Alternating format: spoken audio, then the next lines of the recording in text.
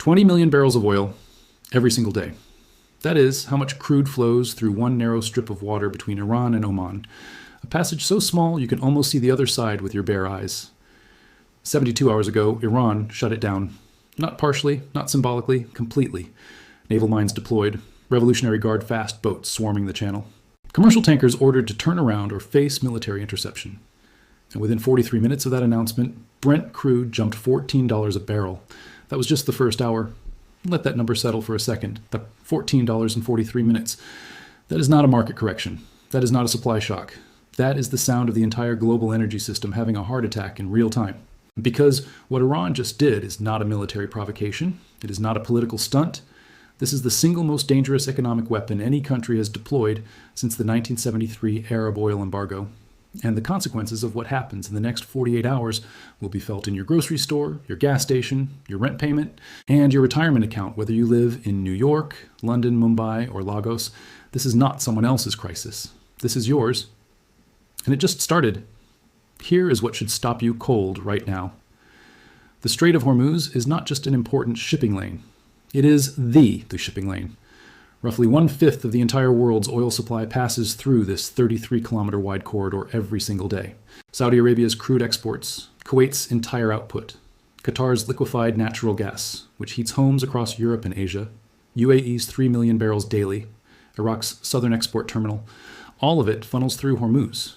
And Iran just put a lock on the door. Now here's the part that most people watching the news coverage are completely missing. The oil price spike you are seeing on your screen right now, that $14 jump, that is not the real crisis. That is the market reacting to the announcement. The real crisis is what happens in the insurance industry in the next 24 to 48 hours, because the moment Lloyd's of London and the major maritime insurers reclassify the Strait of Hormuz as an active war zone, which multiple underwriters are already discussing as I record this, every single oil tanker in the region becomes uninsurable. An uninsurable tanker does not sail. Period. No shipping company on Earth moves a vessel worth $150 million through a conflict zone without coverage. It does not matter if Iran reopens the strait tomorrow morning. If the insurance classification changes, tankers will anchor outside the Persian Gulf and wait. Days, weeks, possibly months. And that is when the $14 spike becomes a $40 spike. And a $40 spike in crude oil does not just mean expensive gasoline. It means inflation in every economy on the planet reigniting simultaneously. It means central banks that were preparing to cut interest rates suddenly slamming the brakes. It means mortgage rates climbing, consumer spending collapsing, and stock markets entering territory that makes 2008 look like a dress rehearsal. Do that math right now, because the financial system is doing it in real time, and the numbers are terrifying. Let me paint you the picture that analysts at Goldman Sachs, JP Morgan, and the International Energy Agency are looking at on their screens right now. If the Strait of Hormuz remains closed for 7 days, not 72 hours, but 1 full week, global oil reserves begin drawing down at a rate of approximately 20 million barrels per day. The Strategic Petroleum Reserve in the United States currently holds about 370 million barrels. That sounds like a lot until you realize America alone consumes 20 million barrels every single day domestically. At full drawdown, the U.S. Strategic Reserve buys you 18 days. That is not 18 months. That is 18 days before the most powerful economy on Earth has no backup supply. Europe is worse. Germany's reserves cover roughly 90 days, but only because their consumption is lower. Japan has about 140 days of reserves, but imports nearly 90% of its oil. China, the world's largest oil importer, has been quietly building reserves for years, but has never disclosed exact numbers. And analysts estimate they cover somewhere between 80 and 100 days. Every single one of these numbers assumes zero panic buying, zero hoarding, and zero supply chain disruption. In reality, the moment the strait stays closed past 5 days, panic buying begins. Gas stations see lines, governments begin rationing, airlines cancel routes, shipping companies reroute around the Cape of Good Hope, adding 10 to 14 days to delivery times and millions in fuel cost per vessel. One choke point, 33 kilometers wide, and the entire global economy is hanging by a thread stretched across it. Let me break down exactly why this moment is different from every previous time Iran has threatened Hormuz. Because they have threatened it before, in 2012, in 2019, multiple times. And every time, markets flinched and then recovered because nobody believed Iran would actually do it. This time, they did it. And here is why the playbook has changed. First, understand the military reality that makes reopening this strait by force almost impossible without catastrophic losses. Iran's coastline along the Strait of Hormuz is lined with anti-ship cruise missiles embedded in hardened mountain positions. These are not mobile launchers sitting in open desert waiting to be bombed. These are tunnel systems carved into rock over decades, specifically designed to survive American airstrikes. The Pentagon's own assessments published in declassified war game reports have consistently concluded that clearing Iran's coastal defenses along Hormuz would require weeks of sustained air operations and would almost certainly result in the loss of multiple naval vessels. Iran has also deployed thousands of naval mines, not the crude floating mines from World War II, modern influence mines that sit on the seabed, detect the acoustic and magnetic signature of a specific ship class, and detonate underneath the hull. Clearing a minefield of this sophistication in a 33-kilometer wide strait takes specialized minesweeper vessels, and the U.S. Navy currently has exactly 4 operational mine countermeasure ships. 4, for the most important waterway on the planet. Second, understand the economic asymmetry that makes this Iran's most powerful weapon, more powerful than any missile it owns. Iran's own economy is already under maximum sanctions. Its oil exports have already been strangled for years. Its GDP has already absorbed the worst the West can throw at it. Closing Hormuz costs Iran very little economically because the West has already cut Iran out of the global system. But closing Hormuz costs the rest of the world everything. Saudi Arabia loses 7 million barrels per day of export revenue. That is roughly $560 million per day at current prices. The UAE loses 300 million per day. Kuwait loses 180 million per day. These are American allies being financially destroyed by a strait closure that America cannot quickly reverse. Iran has essentially found a weapon that costs them nothing and costs their enemies billions per day. That is the most dangerous kind of leverage in any conflict. Third, and this is the part that Wall Street is desperately trying to price in right now, the closure is already cascading into markets that have nothing to do with oil. Within the first 24 hours of the announcement, the following happened simultaneously. The US dollar index dropped 1.3% as traders priced in economic disruption. Gold surged past $3,400 an ounce as safe haven demand exploded. Shipping stocks, the companies that own tankers and cargo vessels, paradoxically spiked because the rerouting around Africa means higher freight rates and longer contracts. Defense stocks climbed across the board. But airlines, retail, manufacturing, and consumer discretionary sectors all dropped sharply because every single one of them depends on cheap energy to function. This is not a contained crisis. This is a systemic shock rippling through every asset class on the planet in real time. And it has been less than 72 hours. Here's the layer that no mainstream outlet is putting on your screen right now. The most dangerous consequence of the Hormuz closure is not the oil price. It is what it does to the US dollar's status as the world's reserve currency.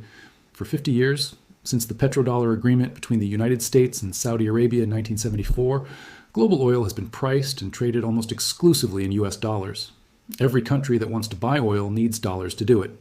That creates permanent global demand for the American currency, which allows the United States to run massive deficits, print enormous amounts of money, and maintain an economy that, by any normal accounting standard, should have collapsed under its own debt decades ago. The petrodollar is not just a financial arrangement. It is the invisible engine that powers American global dominance. And here is what Iran just demonstrated to every country watching. The United States cannot guarantee the flow of oil through Hormuz. If America cannot protect the oil, then the oil does not need American protection. And if the oil does not need American protection, the oil does not need to be priced in American dollars. China is watching this moment more closely than anyone. Beijing has been building alternative payment systems, currency swap agreements, and oil purchasing contracts denominated in yuan for years. The BRICS nations have been openly discussing a commodity-backed trade currency. Russia is already selling oil to India in rupees and to China in yuan. Every single one of those efforts was previously dismissed as aspirational, theoretical, years away from being practical. What Iran just did is not theoretical. It is a real-time demonstration that America's ability to secure global energy flows, the foundational promise behind the petrodollar, has a crack in it. And cracks in reserve currency status do not heal. They widen, slowly at first, and then all at once. If you understand nothing else from this video, understand this. The Strait of Hormuz crisis is not primarily a military story. It is not primarily an oil story. It is a dollar story. And the dollar is the single most important financial instrument in your life, whether you realize it or not. Now, let us talk about the impossible position this puts the White House in, because the political math here is just as brutal as the financial math. The president has exactly 3 options on the table right now. None of them are good. Option 1, military escalation. Send carrier groups to force open the strait. The problem is everything I just explained. Iran's coastal defenses, naval mines, and anti-ship missiles make a forced reopening a weeks-long operation with guaranteed American casualties. And the moment body bags start arriving at Dover Air Force Base, domestic political support for this conflict, which is already at historic lows, collapses entirely. Option 2, negotiate. Accept some version of Iran's demands, which include sanctions relief and a drawdown of U.S. military presence in the region. The problem is, this looks like capitulation. It looks like Iran closed a waterway, held the global economy hostage, and America paid the ransom. Every ally in the region, particularly Saudi Arabia and Israel, would view this as an existential betrayal. And every adversary, particularly China and Russia, would view it as confirmation that American power can be broken through economic pressure. Option 3, wait it out. Rely on strategic reserves and alternative supply routes while applying diplomatic pressure for Iran to reopen the strait voluntarily. The problem is, time is not neutral. Every day the strait stays closed, oil prices climb higher, inflation accelerates, markets deteriorate, and the political cost of inaction compounds. A president presiding over $7 gasoline and crashing stock markets does not survive politically. The clock is not on America's side. 3 doors. Behind every single one is a crisis. That is the definition of a strategic trap. And Iran has been engineering this trap for 20 years. And behind all of these numbers, behind the barrel prices and defense stocks and currency charts, there are real human beings whose lives are being shattered right now. There are roughly 35 million foreign workers living in Gulf Cooperation Council countries, 35 million people from Pakistan, India, Bangladesh, the Philippines, Nepal, Ethiopia, Kenya, and dozens of other nations who left everything behind to work in construction, healthcare, logistics, retail, and domestic service across Saudi Arabia, the UAE, Qatar, Kuwait, Bahrain, and Oman. These people did not start this conflict. They did not vote for it, they cannot influence it, but they are trapped inside it. Right now, flights out of Dubai and Doha are booking at 3 to 5 times normal prices. Some routes are sold out for days. Embassies are being flooded with calls from citizens asking for evacuation guidance that does not exist yet. Families back home who depend on monthly remittance transfers, money wired from the Gulf that pays school fees, medical bills, and rent, are watching the news and wondering if next month's payment is coming. The Gulf remittance corridor is worth over $130 billion annually. $130 billion flowing from workers in the Gulf to families in South Asia, Southeast Asia, and Africa. That money is not luxury spending. It is survival. It is the difference between a child going to school and a child going to work, between a family keeping their home and losing everything.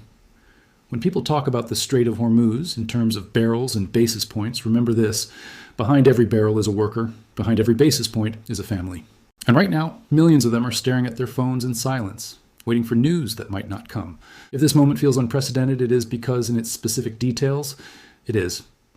But in its pattern, we have seen this before, and the historical record is not encouraging. In 1956, Egypt nationalized the Suez Canal. Britain and France, the great powers of the era, assumed they could take it back by force. They launched a military operation. They succeeded tactically.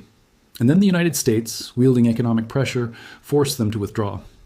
The Suez Crisis did not destroy the British Empire overnight, but it was the precise moment when the world understood that Britain could no longer project power independently. Within 15 years, Britain had withdrawn from nearly every overseas military position it held. In 1973, Arab oil producers imposed an embargo against the United States and its allies over the Yom Kippur War. Oil prices quadrupled in months. The American economy entered stagflation, a combination of recession and inflation that economists had previously considered impossible. The embargo lasted 5 months. Its economic aftershocks lasted a decade, and it permanently restructured the global energy market, creating OPEC as a geopolitical force that persists to this day. In 2022, Russia's invasion of Ukraine and the subsequent Western sanctions disrupted natural gas flows to Europe. Energy prices across the continent doubled and tripled. Germany, the industrial engine of Europe, entered a recession it has not fully recovered from. And the global realization that energy supply could be weaponized accelerated the de-dollarization and alternative energy conversations that are now moving from theory to practice. Every one of these moments shares a common pattern. A regional power discovers it holds an energy choke point. It uses that choke point as leverage. The great power of the era discovers that military superiority cannot solve an economic vulnerability, and the resulting crisis does not return to normal. It creates a new normal. The Strait of Hormuz in 2026 is the next chapter in this pattern. The only question is how long it takes for the people in power to recognize what the history books already make obvious. Energy choke points break empires, not with explosions, with with invoices. If you're still here, you now understand something that the vast majority of people watching the headlines right now do not. You understand that this is not a 72-hour news cycle. This is an economic earthquake with aftershocks that will reach into your cost of living, your investments, your currency's purchasing power, and the global financial architecture that everything in your daily life depends on. This is why the Money Files exists. Not to give you the loudest take or the most dramatic headline, but to show you the financial machinery operating underneath the news, the part that actually affects your life. So here's what I am asking. If this gave you something real, something the cable news ticker is not showing you, hit that subscribe button right now. Because the next video on this channel is going to break down exactly how this Hormuz crisis reprices your specific economy, whether you are in America, Europe, South Asia, or Africa. And that video is coming fast. Drop your country in the comments right now. Tell me where you are watching from, because I want to know whose economy to break down first. This is your channel, The Money Files. And the file on this crisis is just getting opened.